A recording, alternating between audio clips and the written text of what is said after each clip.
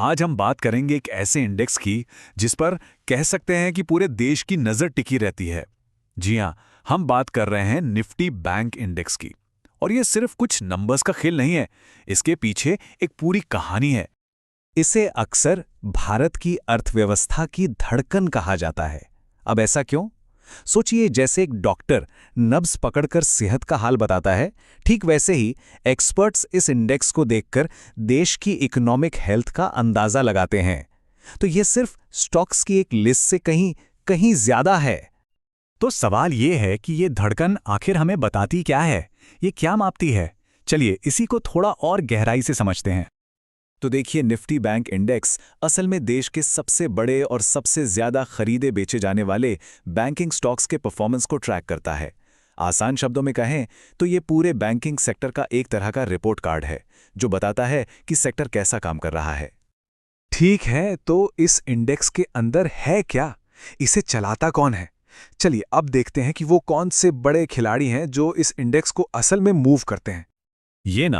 ये हैं Indian banking के titans, HDFC bank, ICICI, SBI, axis, Kotak Mahindra. ये वो नाम हैं जो न सिर्फ इस इंडेक्स की नींव हैं, बल्कि हमारे देश के पूरे फाइनेंशियल सिस्टम को एक दिशा देते हैं।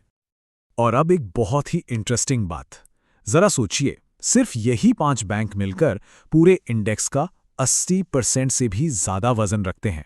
मतलब इन कुछ बड़े नामों का कितना जबरदस्त असर है इस पूरे इंडेक्स पर। ओके, तो अब आते हैं इस पूरे विश्लेषण के सबसे अहम हिस्से पर कि भाई इस पावरफुल इंडेक्स ने पिछले कुछ सालों में आखिर परफॉर्म कैसा किया है।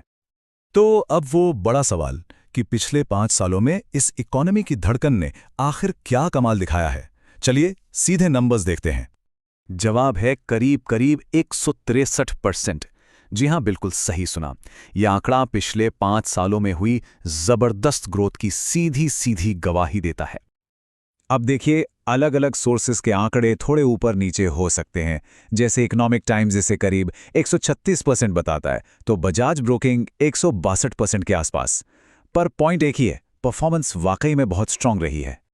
इसको अगर और आसान भाषा में समझें तो इसका मतलब ये हुआ कि अगर किसी ने 5 साल पहले इसमें 1 लाख रुपए लगाए होते, तो आज उनकी कीमत बढ़कर 2,60,000 रुपए तक हो सकती थी। तो इन सब का निचोड़ क्या है? टोटल रिटर्न रहा है करीब 135% से 163% के बीच। और अगर हम CAGR की बात करें, यानी हर साल औसतन कितनी ग्रोथ हुई, तो वो आंकड़ा 18% से 21% के बीच आता है। मतलब ये कोई एक साल का तुक्का नहीं, बल्कि साल दर साल एक कंसिस्टेंट मजबूत परफॉर्मेंस है। ठीक है, परफॉर्मेंस तो जबरदस्त है, लेकिन सवाल ये उठता है कि इस इंजन को इतनी ताकत मिल कहां से रही है? इस ग्रोथ के पीछे का क्यों क्या है? चलिए अब वो समझते हैं। देखिए, मोटे तौर पर इसके पीछे 3 बड़े कारण हैं। पहला, स्ट्रॉन्ग क्रेडिट ग्रोथ, मतलब लोग और कंपनियां दोनों ही ज्यादा लोन ले रहे हैं।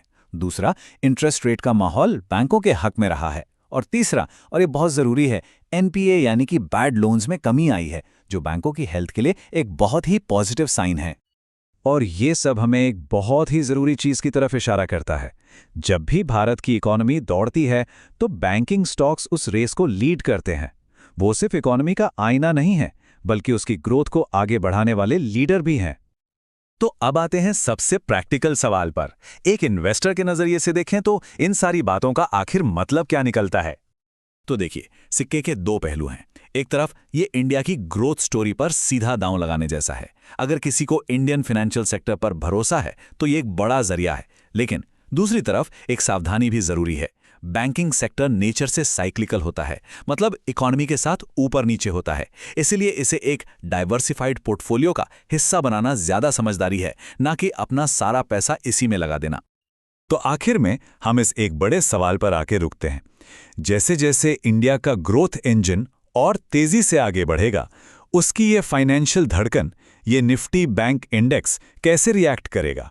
यही वो सवाल है जिस पर आने वाले समय में सबकी नजरें टिकी रहेंगी।